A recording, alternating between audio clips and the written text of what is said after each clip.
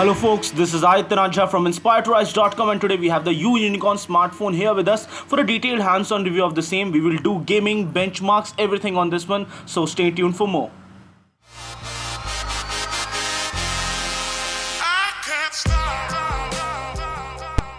So guys, the YU Yunicorn comes with a 5.5-inch full HD display, as can be seen over here. 450 CD per meter square, candela per meter square is the brightness for this pretty bright display. On the left hand side we have the SIM tray slot, which is a hybrid SIM tray slot, and on the right hand side we have the volume rocker and the power button for this device. You also have the antenna bands on the sides. On the back you have the camera unit and a dual LED flash, as can be seen, and the overall device does look nice enough. And this is the SIM tray slot when opened up with the hybrid SIM tray slot, and on the bottom you get the micro USB port, one single speaker grill, and you get the fingerprint sensor, you get a microphone hole and 3.5mm jack on the top of this one. Has a nice metallic finish to it, and it comes with a Helio P10 chipset.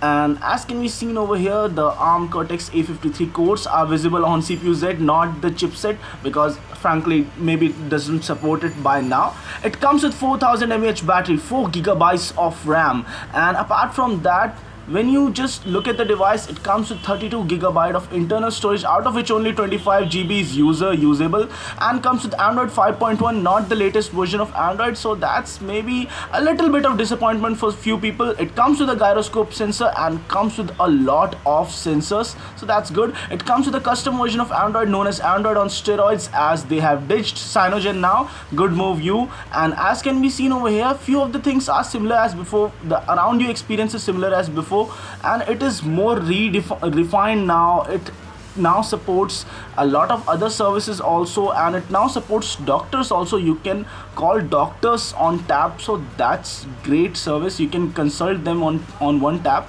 so that's a great service bundled in the smartphone itself. And how awesomely it would work is something that has to be tested when we do a very detailed complete review of this smartphone.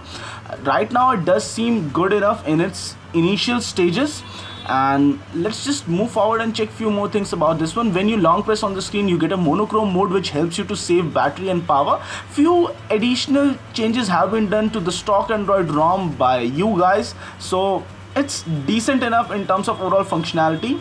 And the display does support Mira Vision, so you get enhanced contrast, enhanced saturation, and you can also enable few other options in the Mira Vision settings.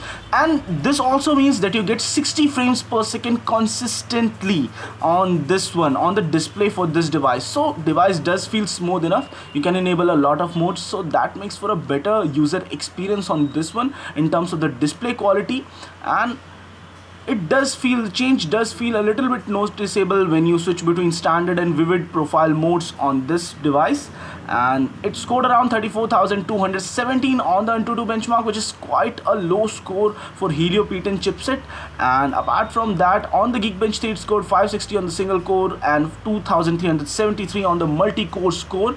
And it's not that great. And in terms of RAM, this device does have 4GB of RAM, but the Helio P10 chipset is not performing that much. 54.3 frames per second on the Nina Mark II benchmark, that is what we got on testing. And apart from that, 16,000 plus score on the Quadrant standard, which is an above average decent score on the Quadrant standard benchmark. And let's just move forward. We played few games, we played small games, we played heavy games also on this one, and what we found out that gaming was very good on this one. Despite of the fact that it scored very low on benchmarks, we got really good frames rate on different games, and these are all small games, but let us just show you something huge. We played Vice City on this one for maybe around 20 minutes or so, and in the 20 minutes that we played Vice City, we found out that in the last few minutes of our session, we found that the device was lagging a little bit, but still the frame rates were perfectly acceptable and the game was playing very smoothly on this device. So that's really great about it. And 4 gigs of RAM is essentially a overkill for smartphone at this price, and 4 gigs of RAM does ensure that you would get good gaming performance and no lag whatsoever. And we made the character breakdowns a little bit, so it does look good enough. And tried to make it lag, but it wasn't lagging a bit while playing this game. and when you play for a long period of time, it shows a little bit sign of lag. And temperature tests, we did few temperature tests and found out that only the surface of the smartphone in terms of the display heats up at around 42 degrees Celsius while playing heavy games, and the back of the smartphone does not heat up that much. So that's something good, that this smartphone does not heat up that much on the back. So most probably it is because of the fact that they might have underclocked the Helio P10 chipset in order to reduce heating. And as can be seen, only the front display of this device heats up. Audio output was okay, but there is only one speaker grill on the bottom right side, and when you put your thumb or something to obstruct it, the audio does go away completely. So that's something which is bad, and overall maximum volume wasn't that much.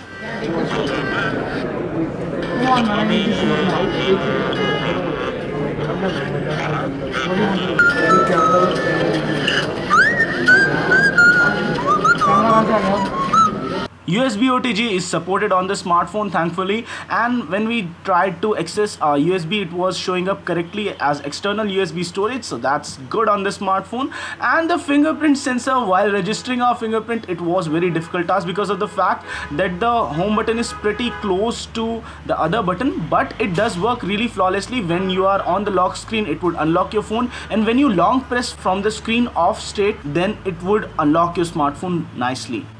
The device comes with a 13 megapixel rear camera and a 5 megapixel front camera. We have already uploaded video samples from both of these to our channel, which you can watch. And what we found out during our limited time with the camera was that the images taken had decent sharpness, but there was a little bit of noise in the low light areas, and even with the HDR mode enabled, the ability to differentiate between different exposure regions wasn't that great, but we got okay enough color saturation. It's not as great as Xiaomi phones, but for a price of around maybe like 13,000, this camera does get a little bit of the job done. It's not the best in class, but all of these things can always be improved with software updates. And what we got was that the sharpness was pretty good on this one, and the camera supports HDR mode even on the front camera, so we got pretty nice looking, neat looking selfies on the front 5 megapixel camera for this one. Though it's not really wide angle lens, but still we got some decent looking front camera images from the 5 megapixel front shooter of this one, so that's something good about it. But the images from the primary camera were looking a little bit desaturated, so that intense look, damn son, how do you do it? So that's it for the camera for the YU Yunicorn, and let's just move forward and check few more things about this device. And apart from this, we found out that the 4GB RAM does aid good enough in multitasking and thrashing of applications, which means that removal of applications from the running memory was very less on this one. So even the browser opened up right to that point where I had opened it up. The device has good design sense, feels nice enough in hand, has a 4000 mAh battery, which these people claim lasts around 2 to 1 day on very heavy usage. For the price point of around 12,999, the Unicorn does offer decent value for money, but it's maybe not the best in class, but still decent value for money at this price point, and it would get better with the Android Marshmallow update. So guys, this was it for this video. In case you like this one, don't forget to hit the thumbs up, and don't forget to subscribe to our channel. This is Untitled Chapter from inspiredtorise.com signing off, folks. Stay inspired to rise.